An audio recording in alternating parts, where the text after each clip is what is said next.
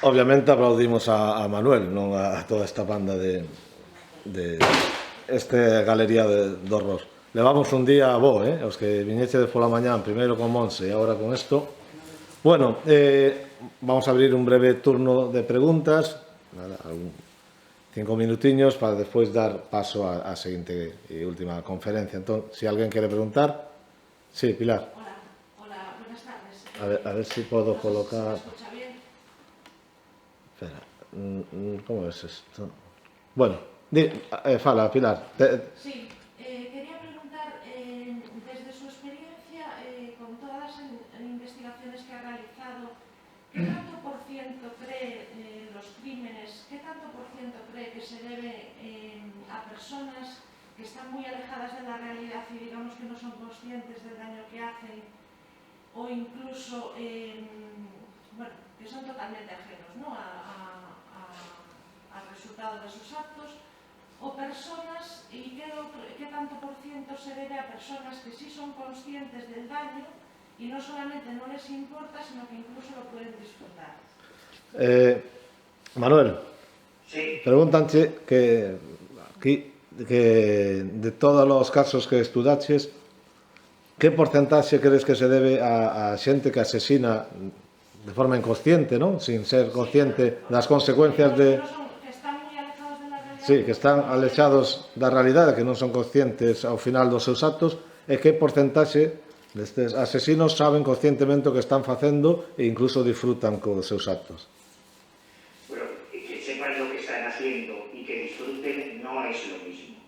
Yo creo que en el 99% de los casos todos los asesinos saben lo que hacen. Puede ser que se dejen llevar por las... Por eso estos son tan complicados los casos de asesinos en serie, porque tú cuando investigas un crimen siempre hay una vinculación entre la víctima y el homicida. Puede ser un crimen sexual, bueno, entiendes que es por una violación, no lo compartes, ¿no? Pero identificas cuál es el móvil. Puede ser por un hurto, un robo, se le va de las manos y lo mata, atraca un banco.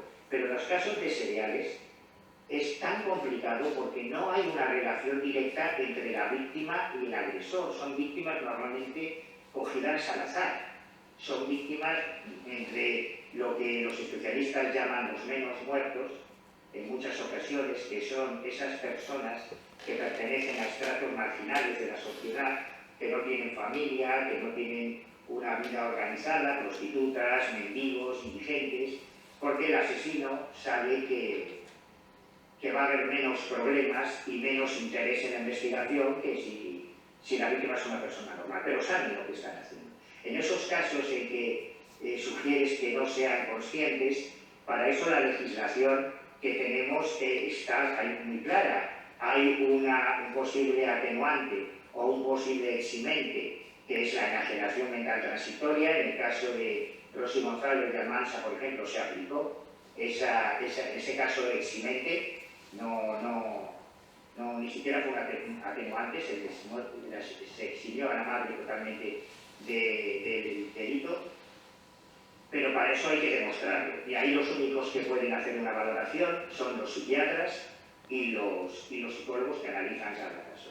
Y en cuanto a los que no sienten nada, porque repito, yo creo que el 99% de los casos el homicida sabe lo que hace y sabe que va a tener que vivir con ello. Matar no es tan fácil.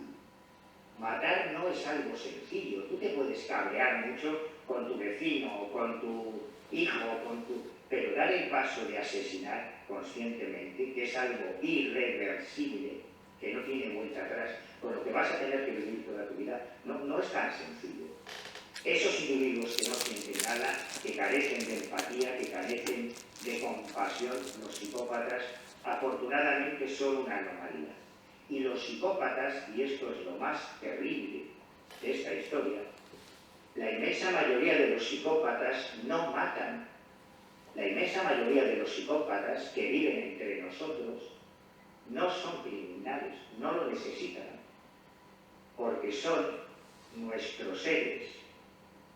La psicopatía se caracteriza como antes os mostraba un cuadro de Robert Hart, que probablemente es el mayor experto en psicopatía del mundo, también tuve la suerte de conocerlo en su momento, y Hart explica que la psicopatía, que se caracteriza por esa serie de elementos, falta de empatía, narcisismo, falta de compasión, ambición desmedida, hace que cuando un psicópata se mete en política, llega a presidente. Si se mete en una empresa, llega a ser el CEO. Si se mete en el mundo de la música, va a ser el que venda más discos, porque no va a tener ningún problema en pasar por encima de quien sea para conseguir esto. Y esto es terrible, porque significa que muchos de los personajes que admiramos y que a lo mejor de jóvenes, de adolescentes, pues llevábamos su foto en la carpeta del colegio, son unos puñeteros psicópatas que han llegado al éxito profesional, económico, de fama, dejando un montón de cadáveres en el camino, pero la gran mayoría de los psicópatas, afortunadamente, no llegan a matar. Bueno, no llegan a matar físicamente, pero muchos pueden matar psicológicamente a una persona, o incluso provocar el suicidio de una persona. Escoitaches, Manuel. Di que non chegan a matar físicamente, pero que poden matar psicolóxicamente ou provocar o suicidio dunha persona que sufre o trato con un destes psicópatas que non matan, en principio. Claro, bueno, teniendo en cuenta que si Robert Hart tiene razón, quizá muchos de los políticos que nos gobiernan son psicópatas, pues sí, fíjate cuánta gente ha terminado suicidándose por las últimas crisis que hemos vivido. Y está claro que la crueldad despiadada es una de las características de los psicópatas. Algunos de estos casos que hemos visto muy por encima son pinceladas como el de Chikatilo o el Drácula de Japón. Las atrocidades que hacían con sus víctimas era para que deseasen la muerte antes que cualquier otra cosa, ¿no? Y si hubiesen tenido la oportunidad, sin duda se habrían suicidado, pues como se suicidaron muchas meigas gallegas en las cárceles secretas de la Inquisición, que no soportaron el tormento y se quitaron la vida. Cuando digan eso de que solo murió una meiga quemada en Galicia, no es verdad, hubo muchos otros asesinatos, y en el caso de los psicópatas, sí, rotundamente sí, tiene razón, que pueden llevar hasta el suicidio y además lo disfrutarían mucho si lo consiguiesen.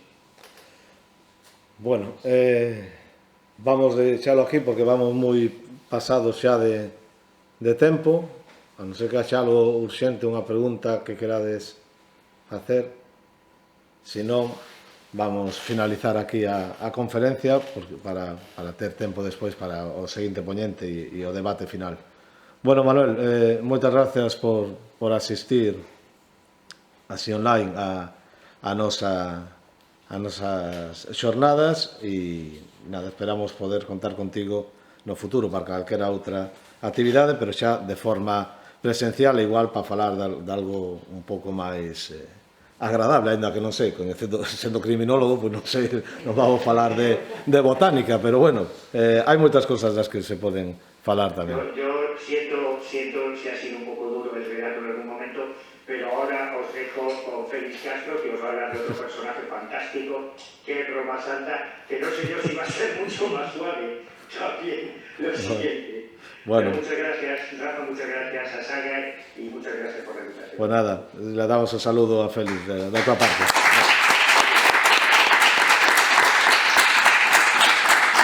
Chao, Manuel. Nos vemos. Cortamos. Hasta luego. Bueno, vamos a... Recording stopped. Eso mismo, recording start. Vamos a encender la luz porque estamos así en tiniebla. Y bueno, despois deste percorrido polo mundo do crimen, non? E do mal, pero do mal feito carne, non? Feito persoas, pois vamos seguir falando de crimen. Félix, podes dir? Vamos a dar a benvida a Félix Castro e agora procedemos a... Senta aquí, espera, déjame. Tanta oscuridad está casi me estaba durmiendo. Sí, bueno, pues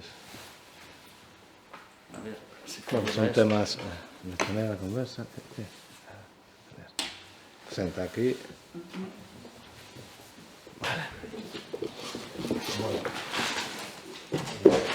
Y eu vou proceder mentre Félix conecta os aparellos. Vamos a presentar con esta charla. A continuación vai intervir Félix Castro coa conferencia Manuel Blanco Roma Santa, o mal de múltiples caras. Todos, me imagino, coñecedes, polo menos de tedes coidado, ¿no? O caso de Manuel Roma Santa, pero un caso moi interesante porque nos permite precisamente abordar todos esos campos que van dende a mitoloxía, a criminalística, as crenzas máis arraigadas na cultura popular, e seguro que nos sorprenden, como sempre, con novos datos. Félix de Ourense,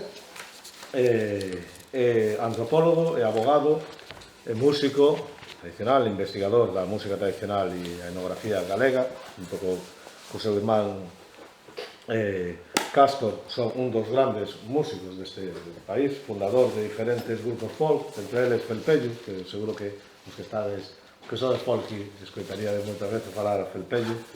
E agora mesmo tendes un proxecto novo, non? De música, grupo. Sí. Como se chamaba? Thor, que seguro que podedes escoitar. Bueno, participou máis dunha vintena de discos e de recopilatorios. Ten feito moitas publicacións relacionadas con o mundo da música, exposicións como a exposición no catálogo de Faustino Santalices, a tradición musical galega. Agora mesmo ten unha exposición moi interesante no Museo Etnográfico de Ribadavia sobre o ciprianillo e os grimorios. Teñen unha das mellores coleccións de grimorios e ciprianillos de Europa, e son grandes expertos. Falo en plural porque son os dous irmáns e traballan en equipo.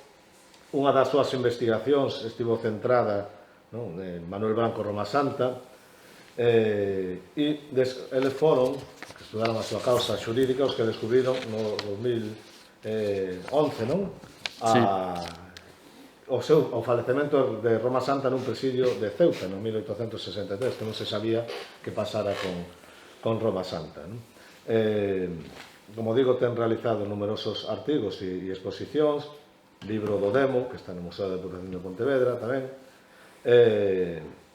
e tendes a súa web arquivoscastrovicente.wordpress.com con moito material interesante, e non vou seguir estendéndome máis no seu amplo currículum. Son asesores musicais tamén da Lalá, moitos proxectos de carácter etnomusicolóxico están inmersos. E agora este mundo dos grimorios, da maxia e sobre todo hoxe de Roma Santa, pois creo que son uns dos mellores expertos para abordar esta materia. Así que falo con isto. Podes quitala aquí. Porque senón as gafas, agora que hai que andar cas gafas, empañanse todo. Bueno, moitas gracias por esa prolisa presentación. Que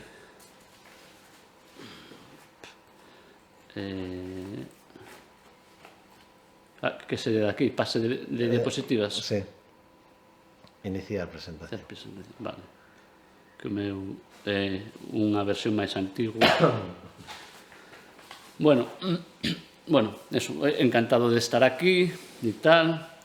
Estes días estaba en modo Roma Santa, porque xa estivemos a semana pasada tamén falando de Roma Santa, entón dixen, o máis doado é que fale do Roma Santa, porque tamén me propuxera falar de temas de grimorios e tal, pero, bueno, érame un pouco máis sinxelo falar desto. Bueno, empecé a escribir, bueno, é que o que di Rafa realmente non é unha investigación, senón Roma Santa dá para moitísimas liñas de investigación. Fixemos 4 ou 5 ou máis, que se pode dicir. E, bueno, en principio, tiña aí un montón de powerpoints de distintas xornadas, de distintas cousas. E, bueno, digamos que dixen, bueno, pois vou levar ali un pouco pegado de todo e vou preguntar de que queren que fale, por exemplo, así a gusto do consumidor, vamos. Supoño que a historia de Roma Santa a coñecedes a grandes rasgos, todos, non sei, máis ou menos. Se non, bueno, podo empezar falando un pouco do tema. Bueno, esta é a portada da causa, é a causa 1778, creo, que está no arquivo, legajo 1788, que está no arquivo do Reino de Galiza. Ten 5 tomos. Os tomos son casi 2000 páxinas ou folios, non sei ahora mesmo, de texto manuscrito do século XIX, que, bueno, é o que pasa, pois é o de sempre, que moitas veces nos referimos, escribimos moito de referencias, non? O meu irmão e eu, dende o principio, pois quisemos ir a causa original. E, claro, aí hai moitísima información, ou bastante información, que todavía non se ten empregado nin contrastado, porque moitas veces, pois, como pasa con moitas cousas, os historiadores, investigadores, moitas veces collen referencias doutros sin acabar de contrastar datos, etc. Pero, bueno, entón, bueno, o meu irmão e eu, entre outras cousas, empezamos a transcribir a causa fai anos. Xa levamos 300 páxinas ou así transcritas, pero, bueno, é unha labor de que tens que ter moral para facela, gañas, tempo, entón, así, atacando de vez en cuando, pois vamos facendo.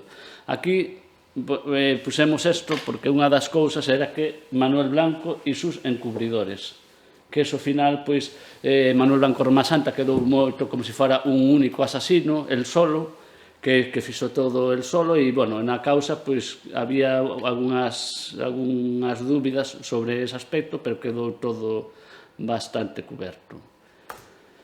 Bueno, así resumidamente, se algunha cousiña xa sabedes, pois paso para outro tema e xa está. Foi un proceso moi famoso da súa época, con ampla repercusión mediática internacional. En canto se lle detivo, pois xa apareceron novas sobre os seus asasinatos en diarios franceses, ingleses, mesmo tamén hasta en xornais de México. A súa detención foi en Castela, bueno, realmente en Toledo, que é Castela-La Mancha, e, bueno, en Escalona, ali, pois, chegara cun pasaporte falso, que tiña o nome, non sei se é Francisco Gómez ou algo así. Bueno, a cousa que detiveron porque varios galegos que estaban ali segando eran precisamente de Tamicelas e tamén de Souteliño, e declararon que Manuel Blanco Roma Santa era coñecido na súa terra como un criminal en grado sumo. Aí xa, inmediatamente, pois, nos xornais, que foi o que nos empezamos investigando, apareceron xa as noticias que mandaba directamente o xuiz de Escalona, contando do que ocorría ali con Roma Santa, daba datos interesantes e simpáticos, porque sempre dicía unha cousa que sempre se dixo del, pero aí aparecía tamén reflectido, era que Roma Santa pois era moi timorato, casi un meapilas, que dicía que estando ali cos demais presos, pois que en cuanto alguén blasfemaba, que se escandalizaba, se santiguaba, que estaba cun crucifixo no pescozo dándolle bicos permanentemente. E, bueno, o certo é que ali mandaron-no conducir a Verín, custodiado por gardas civiles que iban de concello en concello, avisándolles que era un criminal moi perigoso e que non baixaran a guardia con el. El, no xulgado de Verín, pois ali xa sí que recoñeceu que el era Manuel Blanco Roma Santa e dicía que asasinara a 13 persoas. A condena foi realmente por 9. Varias dos que dicía que matara el, pois era xente en Chaguazoso, unha señora maior e un neno, penso que era, que os propios veciños dixeran que, o sea, eran testigos de que foran matados por un lobo. ou, bueno, por lobos. Entón, hai esta dúbida de se é que el realmente, pois, para que se querera a súa declaración, que xa sabedes como era, que declarou que se convertía en lobisome por culpa dunha fada, pois tamén se autoinculpou de crímenes cometidos por lobos reais. A parte deso, tamén apareceron na causa outras dúas víctimas, Manuel Ferreiro, que era un comerciante tamén da zona de Maceda, que comerciaba tamén con el indo cara a Portugal. E, bueno, desapareceu con el e logo non se volveu saber máis dil. E tamén había un que era tamén comerciante que puxen aí criado, fora excriado do prior de San Pedro de Rocas. San Pedro de Rocas é un mosteiro que hai perto de Esgos, que é de onde é natural el. Das vítimas polas que se condenou eran as irmás Manuela Benita e Josefa García Blanco, que eran de Castro de Laza, cos seus fillos, Petra, Francisco e José, e tamén Antonia Rúa. Estes crímenes polos que foi xulgado pois foron entre 1846 e 1852 en Rebordechao e en Castro. El se asentara ali. Bueno, se isto xa o sabedes, paso por enriba. Digo, estades máis ou menos ao tanto das andanzas de Manuel Blanco. Así. Bueno, pois fago un repaso rápido. Sí, comenta vale. Un pouco. El chegou a Rebordechao despois de fuxir, digamos, de Ponferrada. El casara no 1831 en Santa Olalla de Esgos, na súa parroquia, máis ou menos, cunha muller dali que morreu aos poucos anos, os 3 anos ou así, en 1834, penso que era, e os seus antepasados por vía materna, os seus bisavós eran da zona de Pola de Gordón, de León. Entón, os seus irmãos, pois, cando xa quedou viúvo, os seus irmãos xa se dedicaban a elo, pois, dedicáronse a comercio entre Galiza e León. Andaban por aí comerciando. De feito, pois un dos irmãos dele estaba avecindado en Pola de Gordón, exactamente.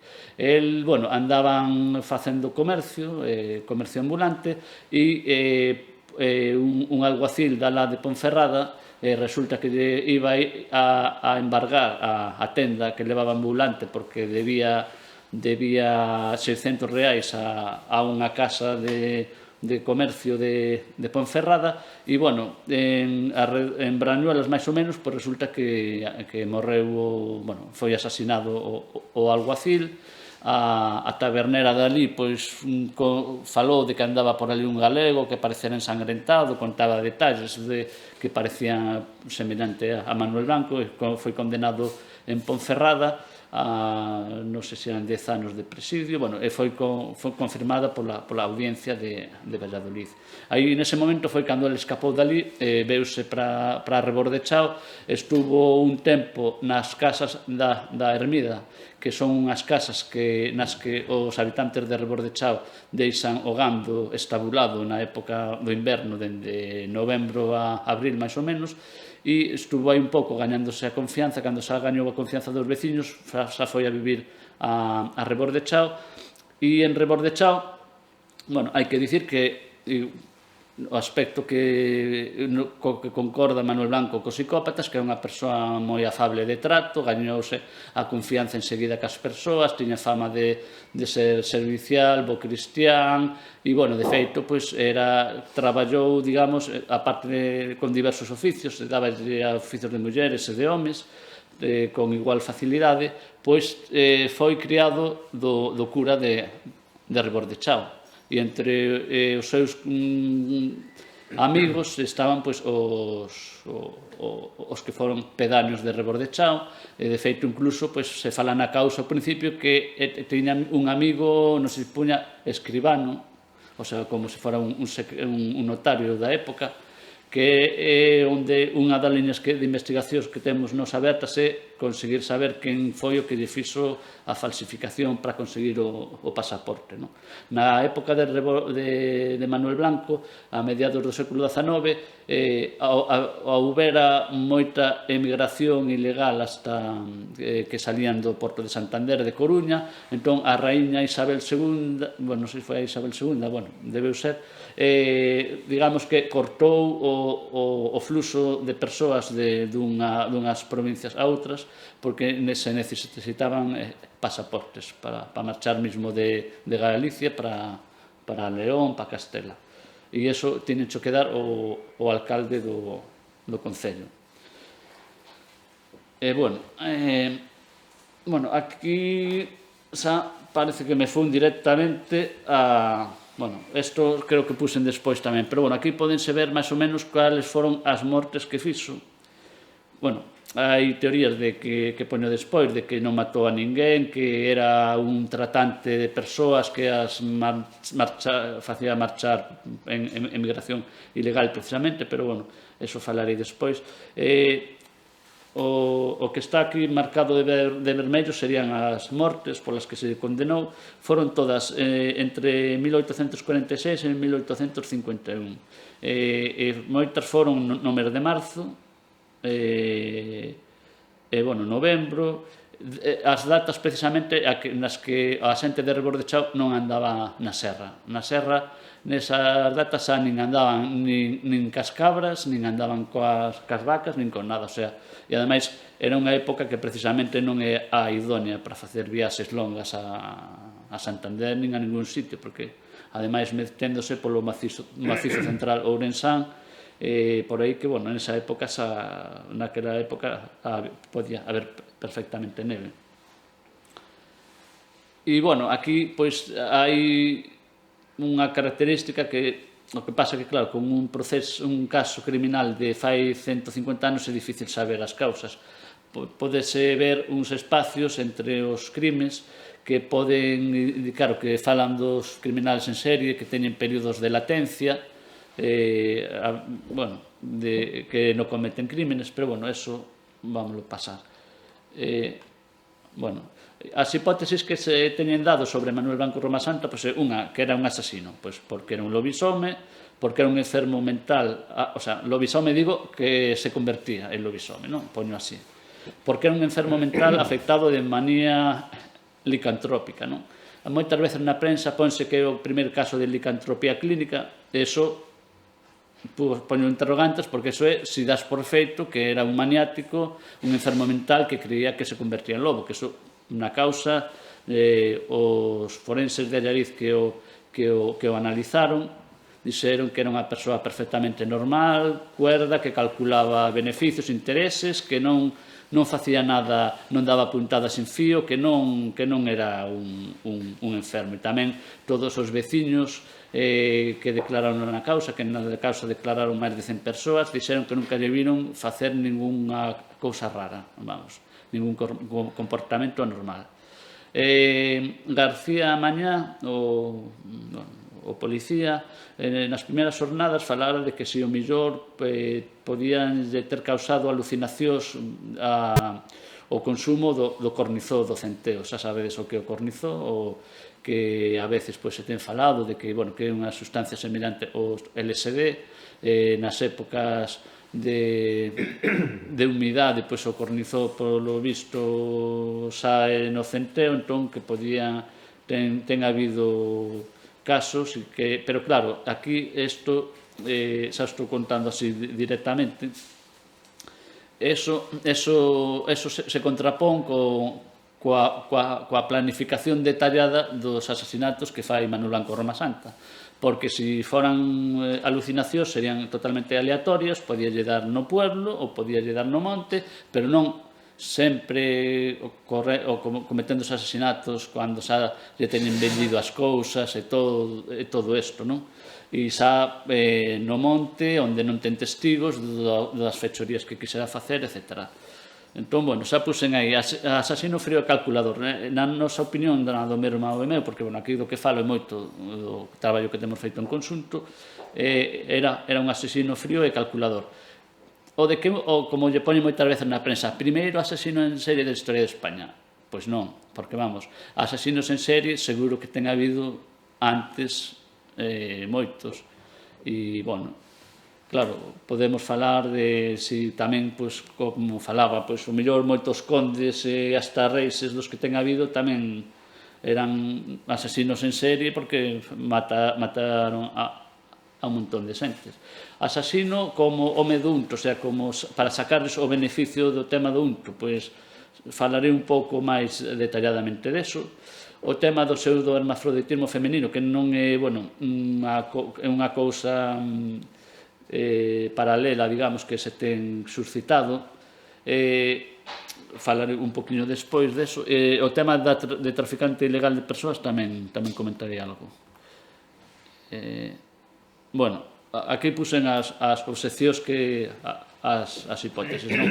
O de que era un lobisome, pois, claro, vendendo do código cultural no que nos movamos, pois, alguén pode creer que sí que se podía converter en lobisome, pero, bueno, puxen o interrogante.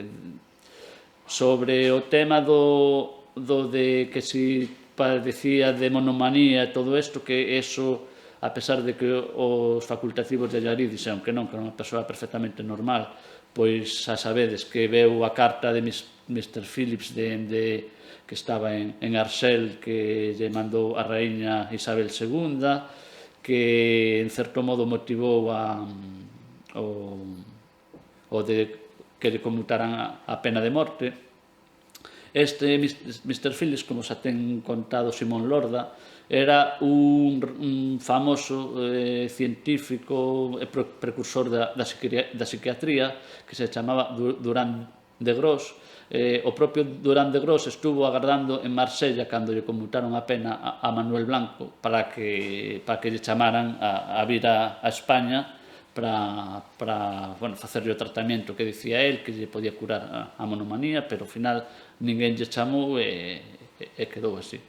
Xa dixen do tema do cornizó, que non son agresións aleatorias, que sería lóxico nunha persoa que teña brotes psicóticos, que non os brotes psicóticos non se prevén. Cando dan e é a diferencia que hai entre un asasino psicopático e un psicópata propiamente. O do unto, o tema do home do unto, que realmente é o que ten quedado máis na memoria da xente, e tamén era o que falaban máis a xente dali de Castro, de Laza, de Rebordechao.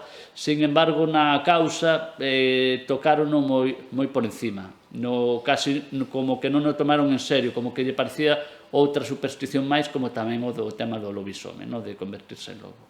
Pero realmente no século XIX, pois, o tema do emprego do unto para medicamento ainda estaba moi en boga, entón podía ter bases reais.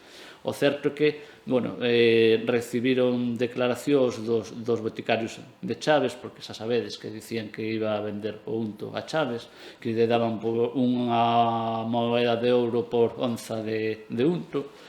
Resulta que, claro, os boticarios dixeron que non coñecían de nada a Manuel Blanco e tal, e que non, pero bueno, eu se fora boticario e comerciara con unto sería o que faría tamén, vamos, non. De feito, hai algúns detalles aí que, bueno. Unto humano. Sí, bueno, claro, unto humano, sí.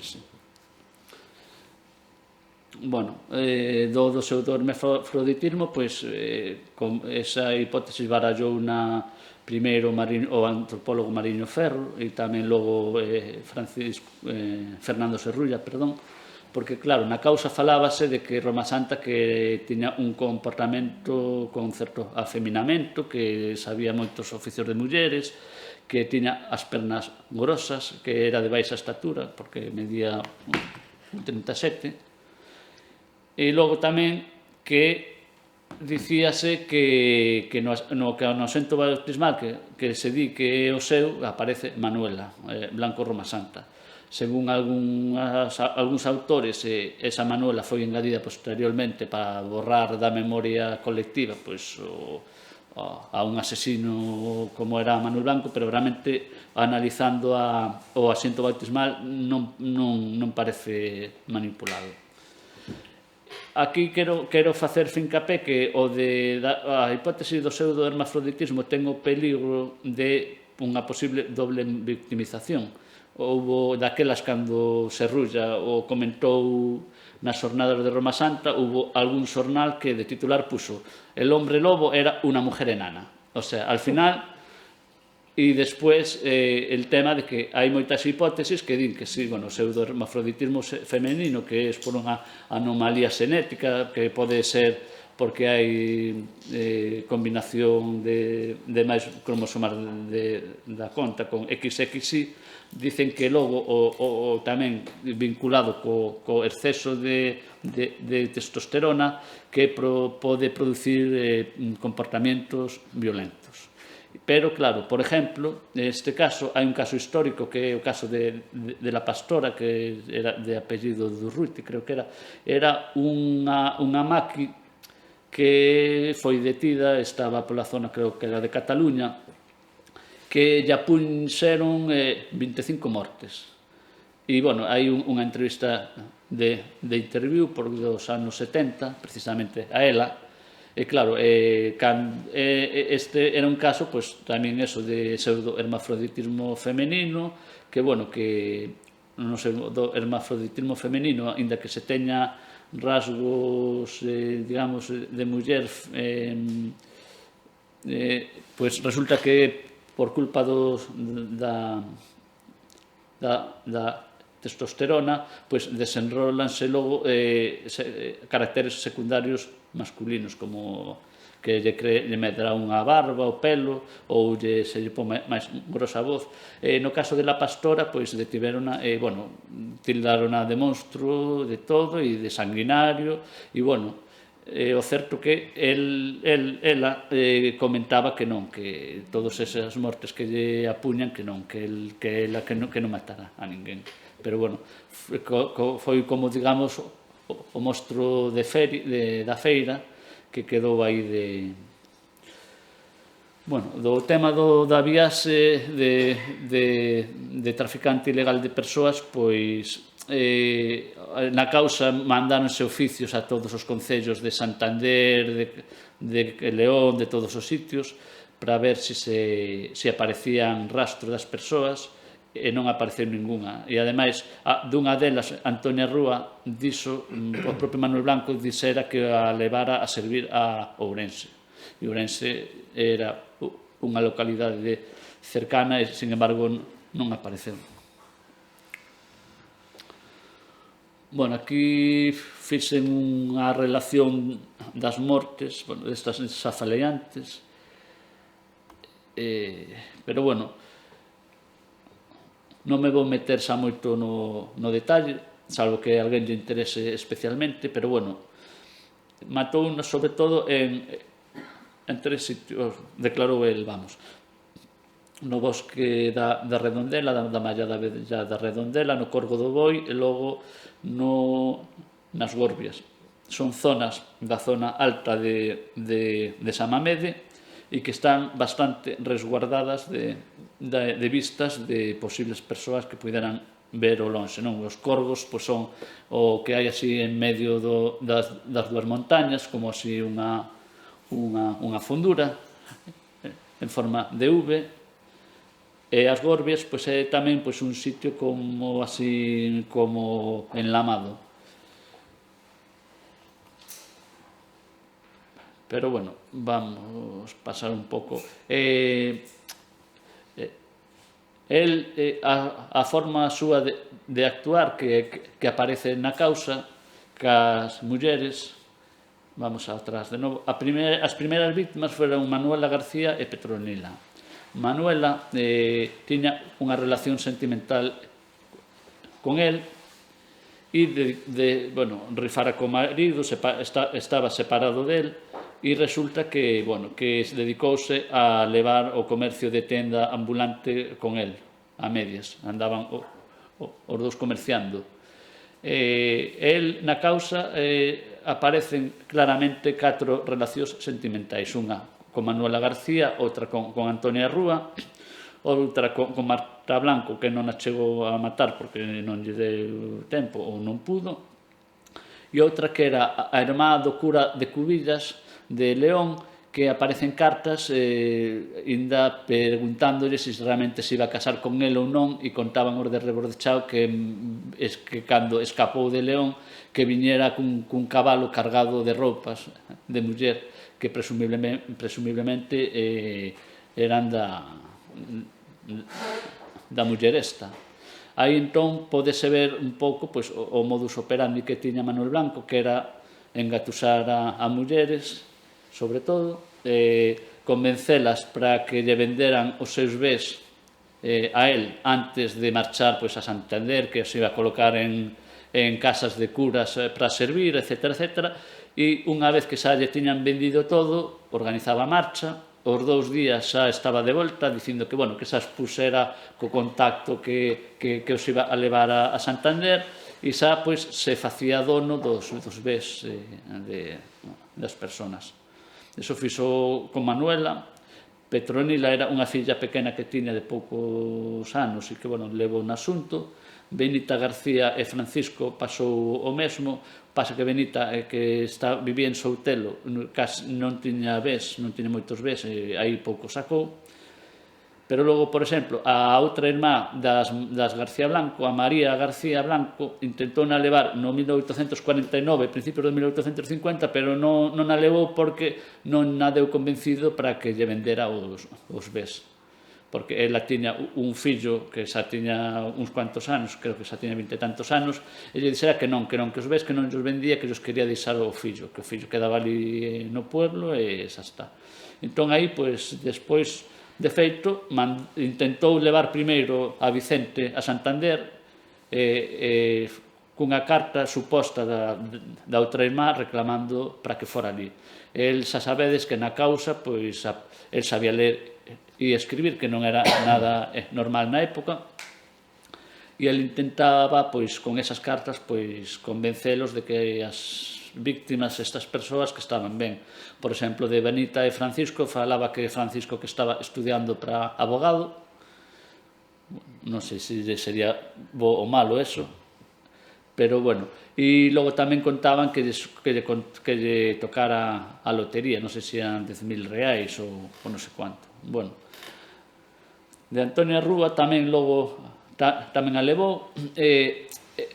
Esta xente que levou no mes de marzo, algúns eran na época do entroido, o sea, cando a xente está máis, sobre todo ali en Laza, que están todos máis tolos e máis de festa e máis tal, marchaba el. E outros levábaos, era o domingo de Ramos pola mañá, cando estaban todos na misa, que para unha persoa tan piadosa como el choca o detalle.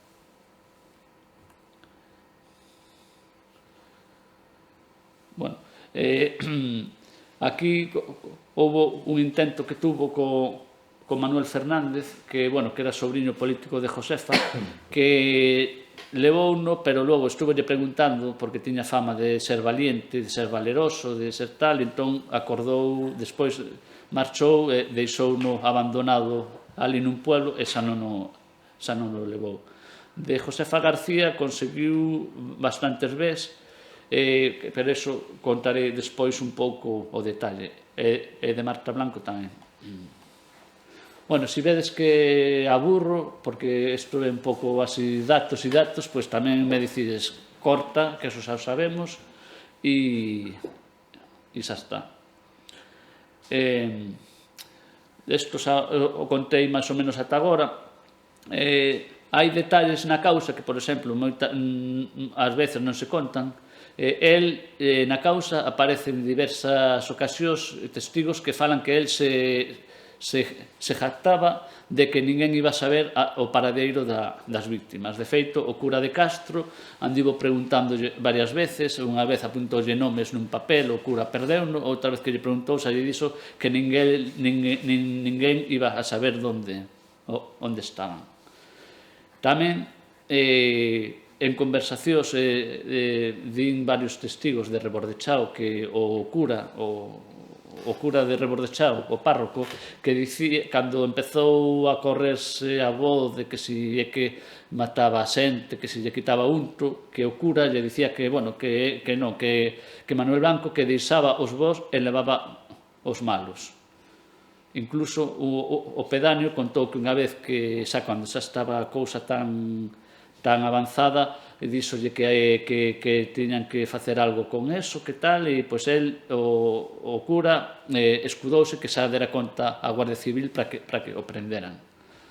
Hasta contan que unha vez andiveron a golpes co cura varios veciños dali de Rebordechao a conta de Manuel Blanco, da defensa que facía el a favor del. Realmente é que, bueno, el tiña casa en Golpellás e contaba na causa que el iba moitas veces a cabalo co cura e que iban hasta Ourense, o sea, tiñan unha relación moi de amistade, moi estreita, ainda que logo o cura na causa intentou marcar distancias, non? De feito, realmente na causa non parece que realmente se animaran a denunciar a Manuel Blanco por culpa das desaparicións das víctimas, sino realmente cando o Concello, o sea, a reunión de veciños de Rebordechao lle reclamou a Manuel Blanco que tiña que pagar a contribución dos bens que collera de Antonia Arrúa. Manuel Blanco non quiso pagar nada e aí xa foi cando xa escapou.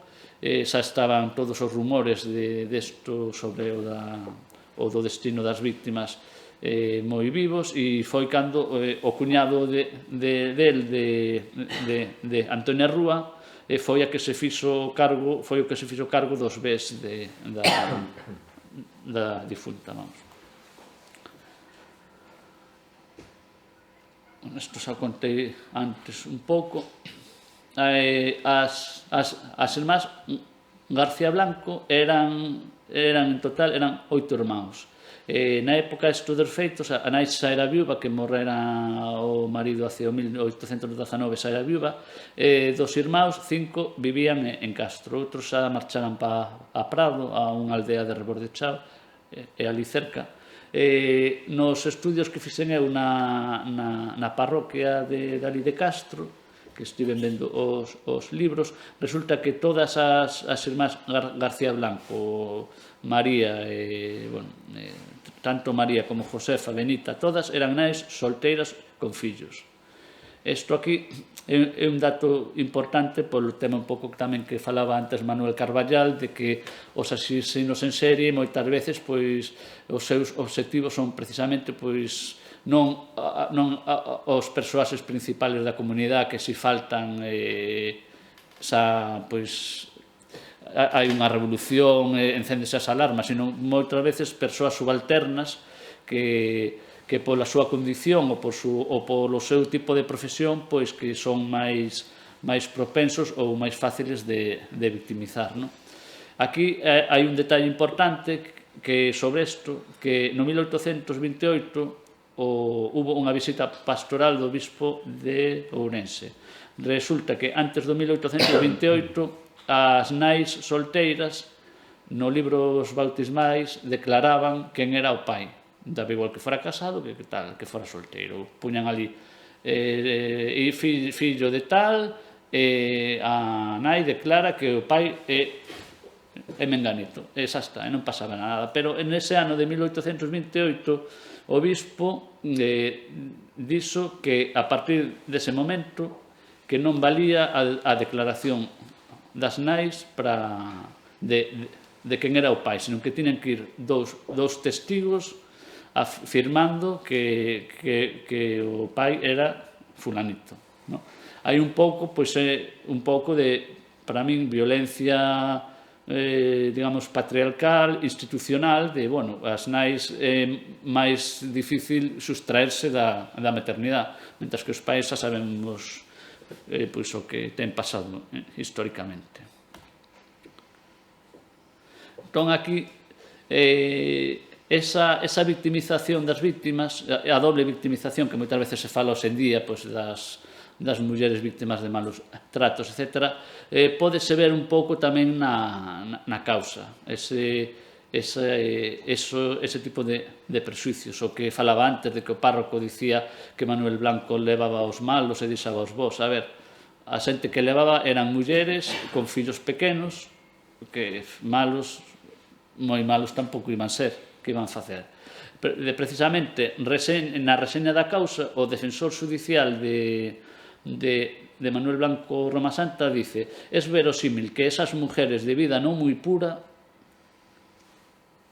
non sei de onde sacaría, se hallen en algunas de las tantas ciudades desde España que albergan en sus recintos miriadas de mujeres a quienes ni la autoridad conoce ni nadie nombra por su apellido, mujeres que no constan empadronadas sino en los registros de los hospitales y en los libros de las cárceles. O sea, aquí un pouco está apuntando directamente pois a digamos, mulleres de malvivir, prostitutas, etc., ¿no?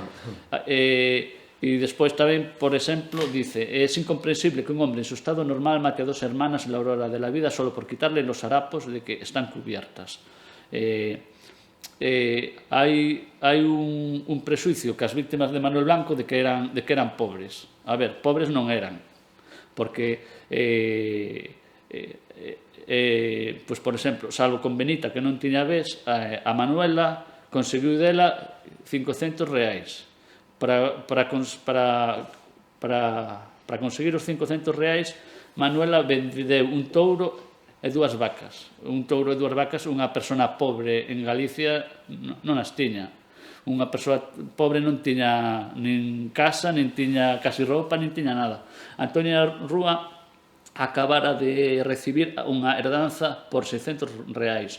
Josefa tamén, de Josefa, pois, conseguiu pois 550 reais cunha vaca, roupa que tiña Josefa, que tiña pois hasta zapatillas chinelas, algún creo que pano francés, roupa que foi de tal calidade que valeu para que lla vendera Manuel Blanco a unha chica de Golpellas que precisamente iba a casarse e casouse con esa roupa. O sea, e poñen na causa que era unha roupa de estimación, non eran harapos como pon aquí este.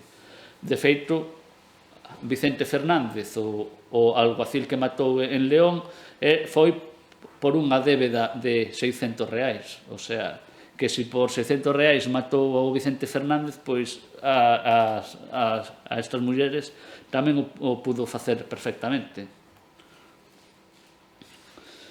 Ahora, bueno, por falar un poquinho do tema do lobisome, aunque, bueno, isto casi o pasei un poquinho así por enriba, bueno, isto é unha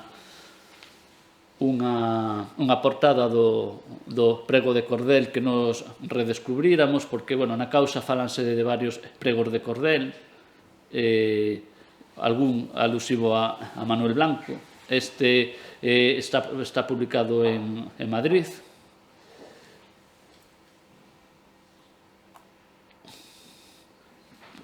Pero, bueno, así, o tema do home lobo.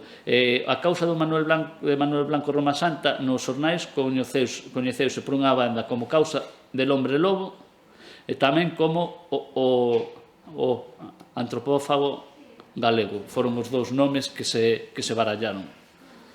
El, bueno, na confesión, el contaba eso, que había matado a 13 personas empleando su boca y sus garras, convertido en lobo, en compañía de otras 2 personas, un tal Genaro Valenciano y un tal Antonio, alicantino o castellano, que también se convertían en lobos y vagaban por las montañas. Non sei se temos algunha hora que para cortar, digo. Alguna hora sí, polo tema de ir a dormir, pero... No, pero digo, como hai un pouco, como iba cun pouco de retraso, por se acaso... Sí, estamos. Vamos aquí. Bueno, el contaba que vagaba pois con outros 2 compañeiros que se convertían en lobo, que para convertirse en lobo que se desnudaba e emborcaba na terra, permanecendo esa forma varios días, ¿no? Que esa fada, como se chama en Galicia, que esa maldición que tivo durante 13 anos, dende 1839 hasta o San Pedro, 29 de xuño de 1852. San Pedro, curiosamente, é o patrón da parroquia de Castro de Laza, de onde eran as víctimas. que a veces falan que ten mau para tema de lobisomes e iso. Pero, bueno, as tradicións sobre os lobisomes galegos creo que as coñecedes de sobra, que un é lobisome por ser o sétimo fillo varón ou por causa dunha fada, que é unha maldición, digamos, que normalmente bota alguén da familia, un pai, un nai, o famoso caso do fillo que non se daba fartado de carne, que entón que lle dicía ao pai ou a nai, ojalá te convertas en lobo e te farto de comer carne. É a típica maldición pola que a xente convertíase en lobisome, non? Realmente, a xente logo percorría o monte hasta que se lle acabara o tempo de cumprir o seu sino, alimentábanse de carne humana. Aí Manuel Blanco nas súas declaracións un pouco reproduce as crenzas sobre lobisomes galegas, que se emborca na terra para que se ten que espir e todo eso, non? Tamén se cría que mudaban a pel, que o pel de lobo que a levan por dentro e a sacaban por fora. Eso son algún caso. Vicente Risco falara dun caso real máis ou menos do ano 1975, cando un veciño de Piñeira de Arcos, un lobo que lle atacou, se lle puso en dúas patas, e que el, ao intentar descargar o fusil contra ese lobo, resulta que o fusil non disparou. Entón, aí, esa persoa que entrevistara a Risco, ou do que coñeceu o caso, pensara que se atopara diante dun lobisome, porque o que se cría era que a xente que se convertía en lobisome que non podía ser dañado por ninguna arma de fogo. Sí que se dicía que cun coitelo, unha fouce, que sí que se podía facer sangue, e que cando se lle facían sangue, pois que ás veces era ao xeito de que perderan a forma lobuna esa, ou queimarlle a pel no lume, como na historia de Vicente Risco do relato do lobo da xente. Ten unha base real, porque xa sabedes que no noroeste peninsular que sempre houve abundancia de lobos. O lobo é unha especie competidora, digamos, na pirámide trófica, en certo modo, co propio home, no tema de que, alimentase dos animais, ovellas, gando, dos que cría o home pro seu consumo. A partir, dende o século XIX, como había tanta abundancia de lobos, foi cando se empezaron a crear os fosos do lobo, que xa sabedes o que son estas construcións de pedra seca, valados, que hai por toda Galicia, o noroeste peninsular, e que os señores feudais organizaban batidas. Hai un en Chaguazoso, non sei se é tú sabes. Este non é de Chaguazoso, este non é de Chaguazoso, este é de Entre Cabezas, pero é parecido. Sí, é de doble convergencia. Os que son así en forma de cruz, hai un deles que lle chaman o foso do lobo da xente, que está en Chaguazoso, e que dicían que se queda para cazar lobos da xente especificamente. Saberíades, isto púseno aquí porque lembraivos que Roma Santa falaba dun alicantino tal, que eran os seus compañeiros lobunos.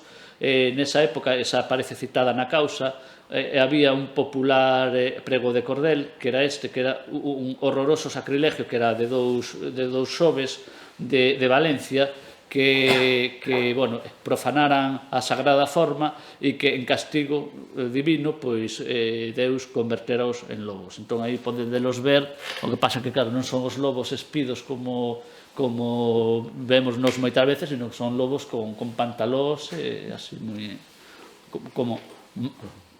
moi civilizados. O tema da conversión en animais, en monstruos por castigos divinos, é un tema recurrente nos pregos de cordel. Hai moitos. El alarme de Marsella, teño un montón deles, que son un tema tamén moi apasionante. Aquí saiu fai pouco, xa sabedes, estes mapas que dicían que Galicia, sobre todo a zona norte de Lugo, que é a zona de máis densidade de lobos de Europa. O sea que, ainda temos aí un pouco que que falar no tema dos lobos. Non sei se algún de vos cree nos lobisomes ou non, porque claro, na causa sí que toda a xente dixo que non, que lobisome, que non se convertía, pero claro, tamén hai que pensar diante de quen estaban. Estaban declarando diante dos abogados, do xuez, e claro, un paisano, máis un paisano da nosa terra, parvo non é. Sabe onde está e sabe o que pode dicir e o que non, non? Entón, ele sí que na causa o tema da licantropía pasouse moi por enriba, pero o do unto non. Esta é unha foto de Castro de Laza, e a puxen aquí polo seguinte: esta casa que se ve aí verde, esta porta da dereita, e resulta que aí era a antiga botica de Castro. Castro foi, como se chama? Bueno, foi unha parroquia moi importante, das máis grandes que hai en Galicia. Realmente, a Edreira e todo eso, por onde andaba Manuel Blanco, pertencía tamén á parroquia de Castro. Pois aí, unha amiga miña, bueno, a miña muller, resulta que, bueno, por casualidades destas da vida, é dai de Castro, o seu pai.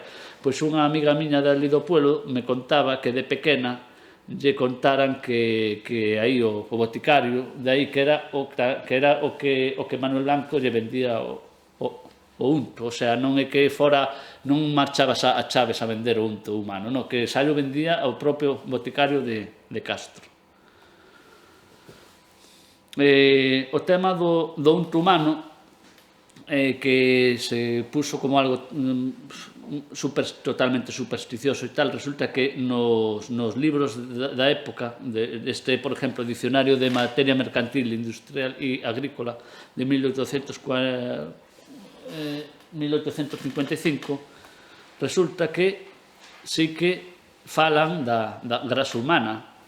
E dice: la grasa humana, en particular la de los ahorcados, fue considerada como emoliente, temperante, nervina, eficaz contra los dolores de las articulaciones, etc. O sea, en libros do século XIX ainda se fala do uso medicamentoso da grasa humana. Nesta obra de Socorro Délfico, que é un pouco anterior, de 1700, do século XVIII, fala pois, tamén do unto humano, de como se ten que empregar. En el consultor higiénico, esta de aquí, bueno, aparece, no consultor higiénico tamén aparece algo, pero un dato interesante, este boletín de jurisprudencia e administrativo, de tomo terceiro, de Madrid, de 1857, fala dun caso ocorrido aquí, en Pontevedra, o 1 de marzo desa fecha, de 1857, que dúas persoas de Santa María a Digna, Distrito Judicial de Cambados, estaban ofrecendo a un irmão deles para matalo e que usaran a súa grasa nas boticas. O sea, na feira, pois andaban ofrecendo o irmão para que o mataran e que lle quitaran o unto. Que houve personas que deron parte á Guardia Civil e, bueno, pois, eso. Dice que, aunque non lo consideraban posible, se trató de atraer a los vendedores y descubrir qué pasaba. Pues resulta que lo consiguieron tan completamente que hasta hicieron la venta por escrito, poniendo en el papel los motivos y precio. O sea, estamos falando en 1857, o sea, despois de todo o caso de Roma Santa. E, bueno, hai outros casos por aí que se saben de, bueno, falaches outro día tamén do emprego do sangue de persoas por xente sin escrúpulos que cando ten unha enfermidade, pois busca calquer medio, pois mesmo matando a outra persoa para sacarle o sangue para poder conseguir curarse ele, non? Deso, bueno, aquí fala un pouco de como se prepara o unto humano, que características ten a diferencia do unto de porco, é un pouco diferente. Bueno, estos son diversos textos que foi recopilando o meu irmão, e aquí vou acabar. Bueno, este foi un recibo que nos enviou unha señora que eu non me lembro o nome agora mesmo, que fixo unha tesi doctoral sobre o emprego do home como medicamento. Este é un recibo que había del boticario mayor de su majestad, de que le dio 150 reales de vellón por la injundia humana sacada del cuerpo de un alemán, el que, riñendo con otro, fue muerto prontamente en este real sitio de Aranjuez, a finais do século XVIII. O sea, que ás veces pois non era que mataran xente, bueno, que xente morta violentamente, ou tamén había outro caso dun enfermeiro, digamos, dun hospital, que pois a xente que morría ali, pois el se encargaba de sacar o unto e lucrarse con eso. Entón, non é unha cousa tan rara no contexto da época o de que se pudera pensar que se vendía o unto. Este libro que está aquí, este libro estaba na botica de aí de Castro, que o tiñan na parroquia, saquei unha foto inteira, de ese palestra farmacéutica químico-galénica de Palacios, do século XVIII, e resulta que aquí, por exemplo, fala do unto, pero fala en general, pero, por exemplo, fala do cráneo humano, que se ha de recoger de persona que muera violentamente e que se pulveriza, e, bueno, ten usos médicos, e ese era un libro de botica de finais do XVIII. Arredor do unto houbo dous episodios raros na causa que non acabaron de aclararse. Un deles era que Manuel Blanco pediu a Pedro Núñez que atravesase unha aldea de Prado, que está ali ao lado de Rebordechao, cunha banasta, porque dicía que había uns guardias civis que o estaban buscando para embargarse a tenda outra vez. Pois resulta que Pedro Núñez declarou na causa que sí, que pasou unha banasta, unha canasta que non sabía o que levaba e que o pasar ao pueblo que hubo uns individuos sin identificar que lle quitaron a mercancía. O que falaron os veciños eran que eran tarros de grasa humana. Eso foi co que se quedou a xente. Foi un de tantos episodios que aparece na causa que non se aclarou de ninguna forma. Logo tamén, Marta Blanco de Souteliño, que falei antes que fora a última amante de Manuel Blanco, que tamén comerciaba indo a Chaves, estuvo detida en Chaves por fraude de sabón español. Entón aquí, xa, outra vez, estamos a voltas co sabón. A ver como conseguía facer sabón, de onde sacaban o unto para facelo, podemos pensar si era sabón de unto humano ou vete a saber. Nós fomos a Chaves a intentar buscar se había documentación sobre a súa estancia ali no cárcere, pero non atopamos nada. Entón, aquí entra tamén a dúbida do tema que se falaba moito do festín antropófago con a historia do caldeiro ese no que abollaba a mao humana. Ese episodio quedou grabado na memoria de todos os paisanos da zona, da comarca. Curiosamente, nos pensábamos que era unha lenda, así, un conto, e tamén apareceu na causa. Na causa contaban que a tal Marta Blanco, que foi levada por un grupo de contrabandistas, outra vez falamos de que Roma Santa non era só el, sino que estaba con outra xente na sierra, e que foi levada a unha cova.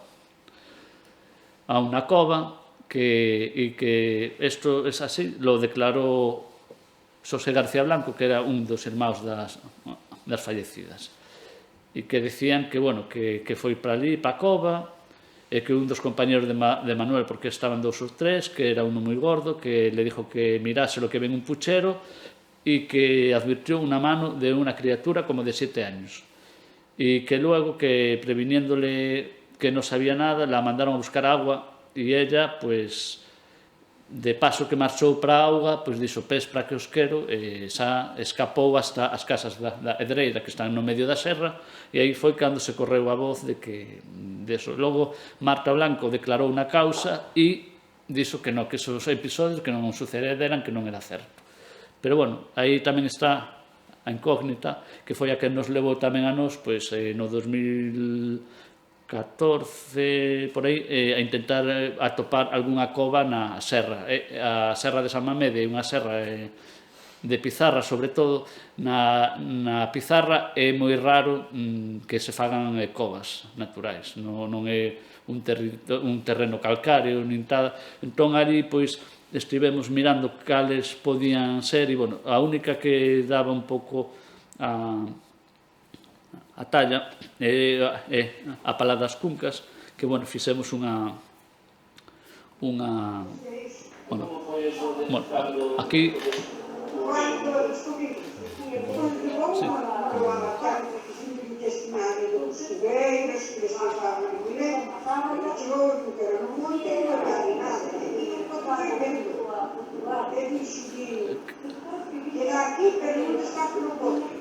creo que está reproduciendo os dous, non? Bueno, Están os dous a la par. sí.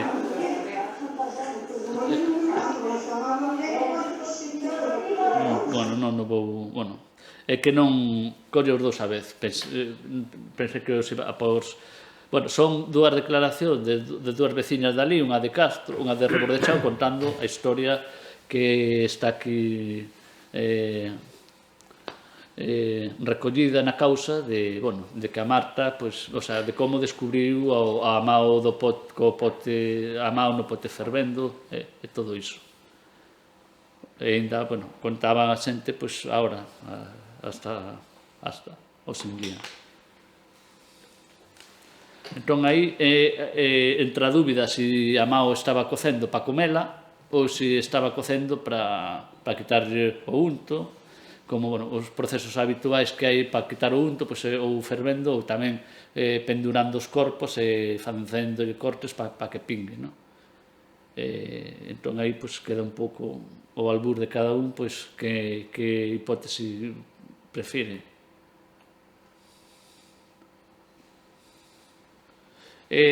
O pai de Marta Blanco foi precisamente un dos que descubriu a Manuel Blanco en Numbela, en Alicante, en Toledo.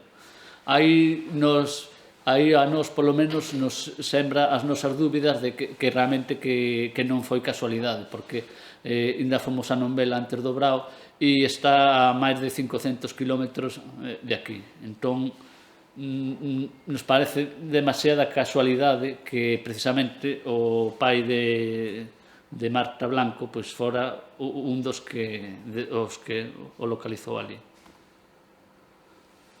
Bueno, aquí vou vos ensinar unhas fotos da Pala das Cuncas. Bueno, a situación no mapa, aquí nesta volta,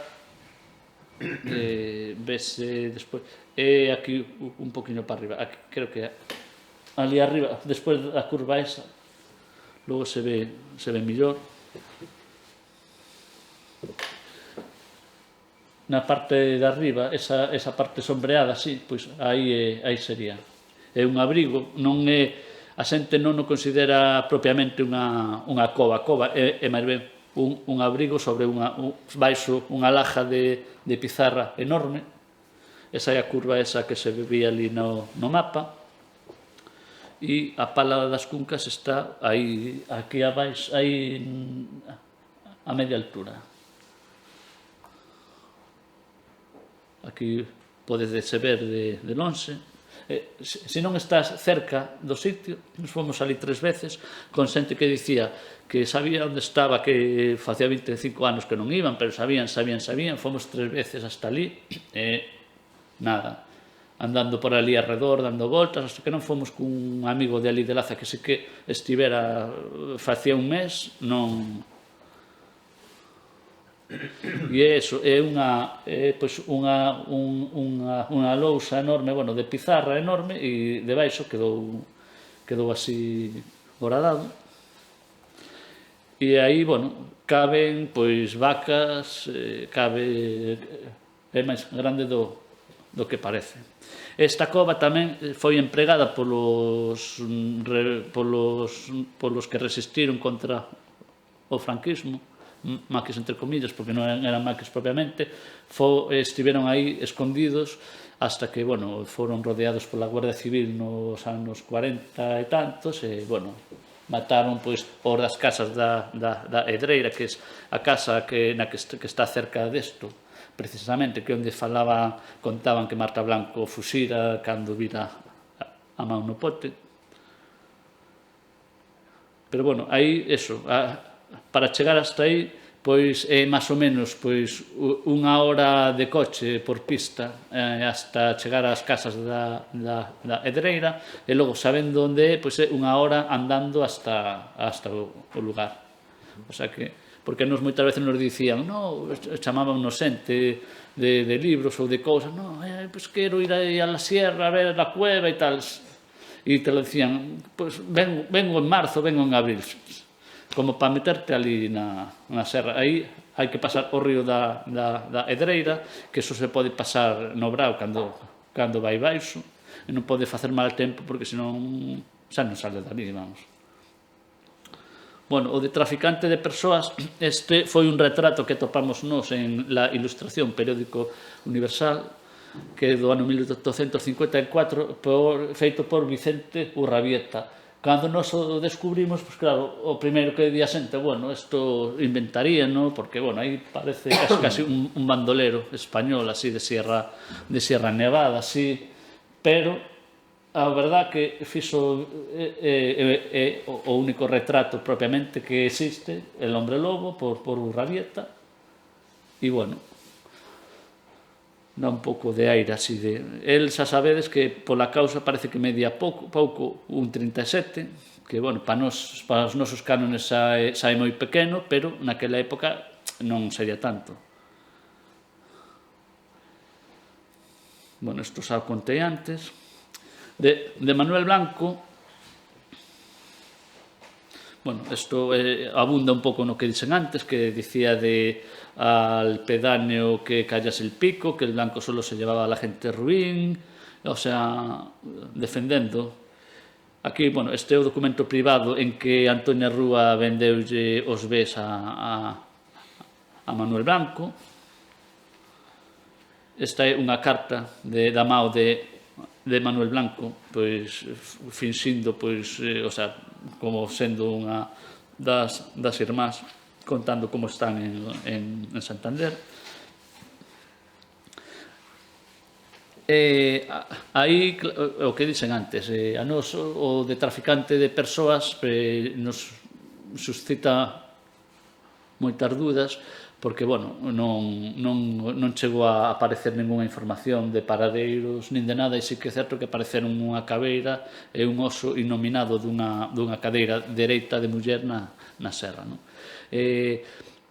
Sobre Manuel Blanco, Antonio de San Martín, que escribiu sobre el no ano 1853 ou 54, non, anos despois, lembrándose dunha visita.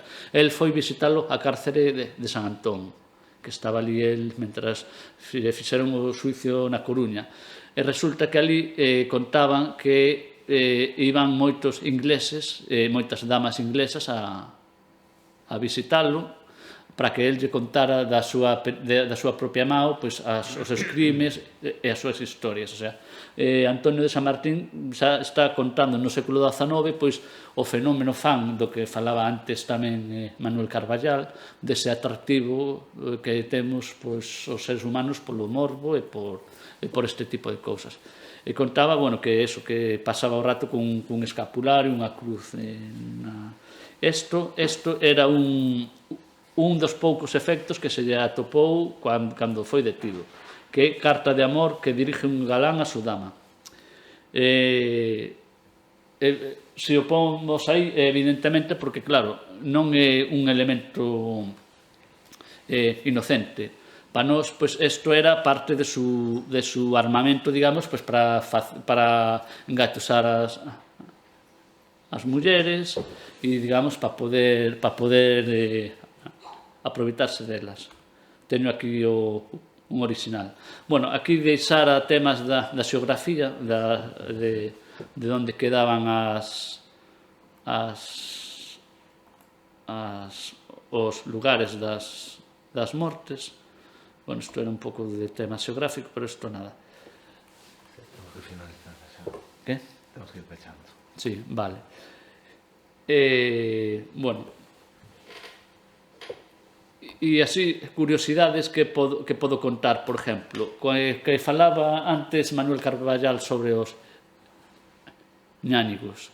Na última charla que dimos sobre o fin de Roma Santa, que, como xa comentamos, acabou en Ceuta, na prisión de Ceuta, onde morreu dun cancro de estómago en decembro de 1863, resulta que ali era unha prisión, digamos, multicultural, porque ali iban a parar moitos presidiarios das colonias. Precisamente, ali estiveron detidos moitos revolucionarios cubanos, bueno, sobre todo a finais do século XIX, e falaban que uns dos máis temidos precisamente eran os ñáñigos, que se recoñecían polos tatuaxes que levaban no corpo.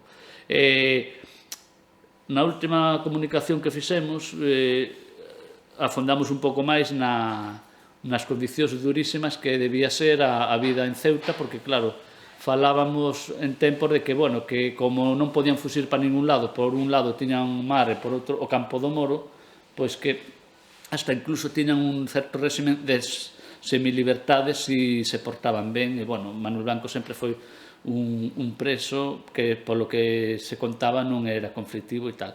Pero, indagando máis no tema, resulta que ali non había, por exemplo, animais de tiro nin nada. Todas as obras, as pedras, movíanas os propios presos, non había. Todos os carros tirábanos os presos, salvo había un cabalo que tamén fora condenado por un consello de guerra porque matou a un oficial de alta graduación dunha couce. Entón, xulgárono e mandárono para Ceuta e era o único cabalo que había ali.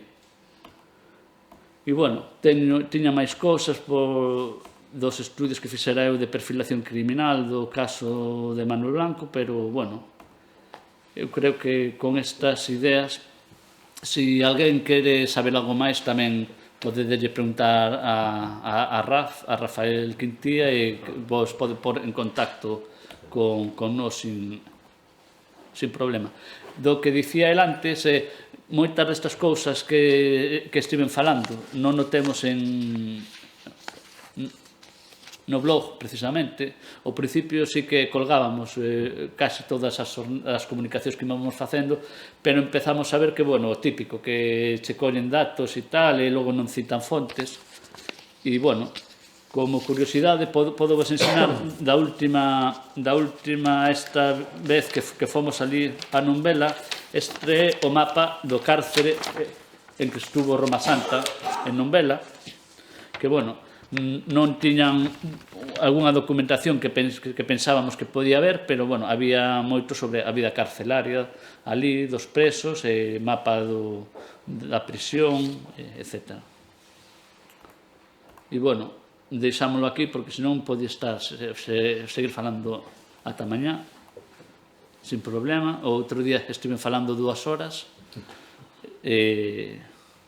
Teño un vídeo da Pala das Cuncas, se o miro lo queredes ver así como colofón, son 2 minutos, pero se non, deixámoslo. Pero a ver, vamos a ver por onde está.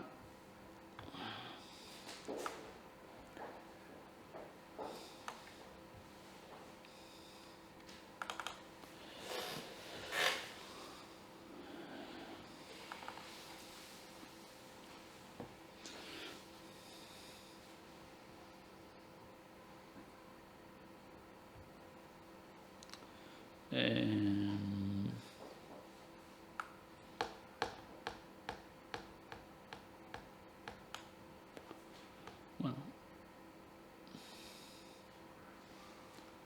ese é o río que hai que pasar. Eso é no mes de xuño. foi o único momento que podemos ir. Mesmo aquel día hasta incluso había néboa, a pesar de ser suño. Xa non falo de quererse meter no inverno, como moita xente que ven a serra, o macizo central ourensán é casi, non digo un terreno virxe, pero que non hai nin sequera refuxios, non hai nada.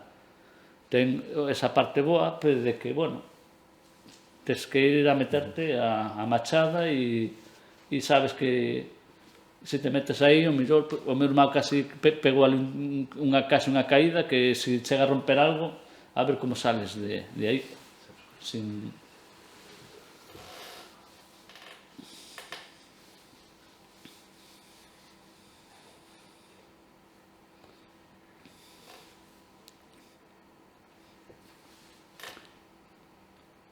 un terreno escarpado. E, bueno, se estiveron ali os maquis e aguantaron tanto tempo, pois, como podedes entender, era porque non era accesible nin fácil de coñecer a ubicación.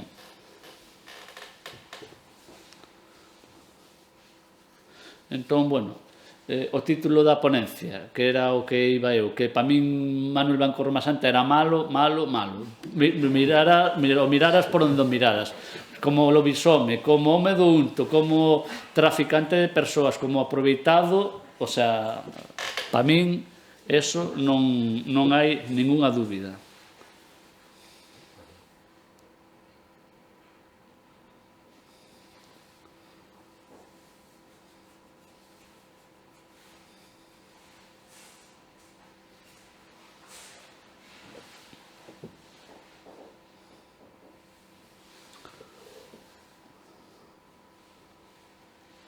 Hai un pouco de leña sempre ali por a xente que vai e que ao menos se quere abrigar.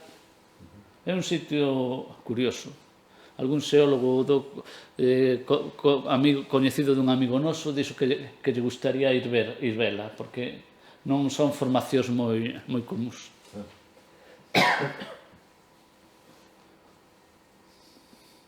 Salvo que, bueno, se estiveramos noutro sitio, pois xa terían feito unha pista asfaltada hasta a base da cova, cun chiringuito ali montado, con tiques, e xa pois casi un teleférico para subir hasta ali. Pero, bueno, mellor está así. Ademais, bueno, aviso, está nunha finca particular que bueno, é enorme, de moitísimas mil hectáreas. Hai ali un señor que é o traballador dela, que é gandeiro, non lle fai moita gracia que lle vai ali a xente. A veces vas todo contento e resulta que ten postes con alambres para que non pasa xente. Que, bueno, aí xa podíamos meternos nas historias de psicópatas en zonas despoboadas, como de la Galicia profunda, por exemplo, que podía dar para facer unha película así terrorífica. Pois moitas gracias, Félix, por esta charla.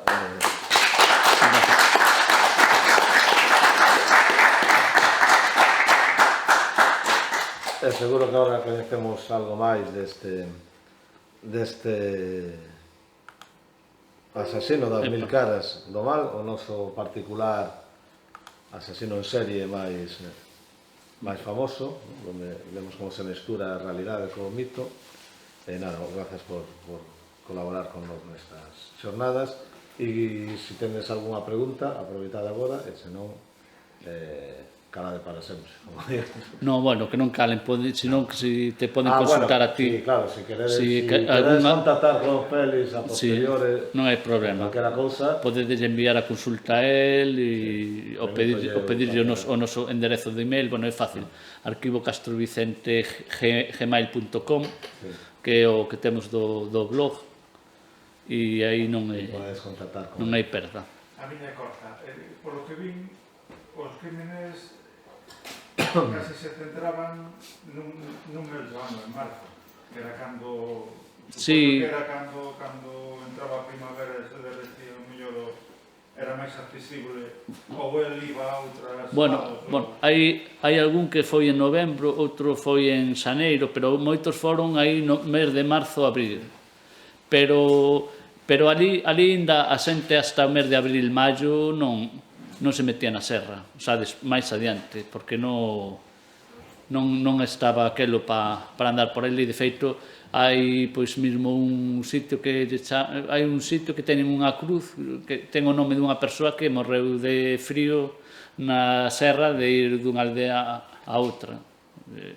E, bueno, para min o de ser no mes de marzo, abril era máis ben, porque era a época, como dixen antes, uns foron en Domingo de Ramos, os que non foron xusto en Domingo de Ramos foron en Cuaresma, no Entroido, que eu creo que son épocas, aparte de que non andaba xente pola serra, que nos teñen dito a nós, pois eu tamén supoño que, bueno, a xente daquela sí que facía xesún na Cuaresma, posiblemente estiveran máis debilitados. Aí fixen un estudio de criminal profiling fai anos para un curso que fixen sobre o tema de Manuel Blanco.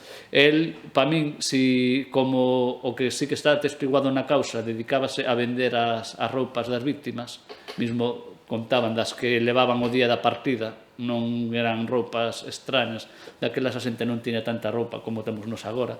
Pois para min seguramente matounas, pois, por exemplo, por asfixia, porque, bueno, cunha corda tal, andando viaxando de noite, pois sempre paran algún sitio a dormir, e era doado, e ele non era unha persoa grande, pois que empregara pois métodos de asfixia ou por mecánica manual ou con cordas ou algo así para... E isto non sei a que fío iba. Bueno, o tema de xente que nesa época eu creo que a xente daquelas que se tomaba máis en serio o xesún pode que estuvera máis debilitada, ou tamén, pois eso, a xente tiña máis ocupacións que facer que... Alguna outra cuestión? Pregunta? Bueno, pois nada, moitas grazas por vir. Damos entón por clausurado as xornadas tocante ás conferencias. Emplazamos para o ano que ven para seguir debatindo sobre 1001 conceptos. Para o ano que ven non sei que tocará, este ano tocou mal, pois igual para o ano que ven falamos do ben ou non sei, xa miraremos según como vaya o ano. Só lembrarvos que mañán temos esa saída que facemos sempre coincidindo coas xornadas e que será neste caso unha visita ao Parque Arqueolóxico do Outeiro das Mouras en Salcedo. Quen quera achegarse ao punto de encontro, que non de partida, pon o programa punto de encontro, é a Casa Verde, o centro social de Salcedo, e dende ali xa nos coordinaremos para desplazarnos no menor número de coches posibles cara ao monte para facer ese percorrido durante a mañá de mañá. Nada, moitas grazas, haxa moita saúde e grazas a Félix e a todos os que... Moitas grazas a todos.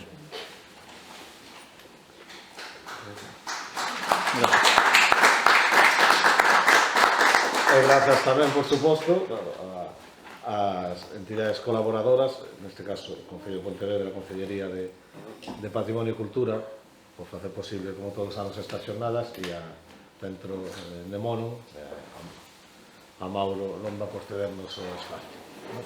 Pois nada.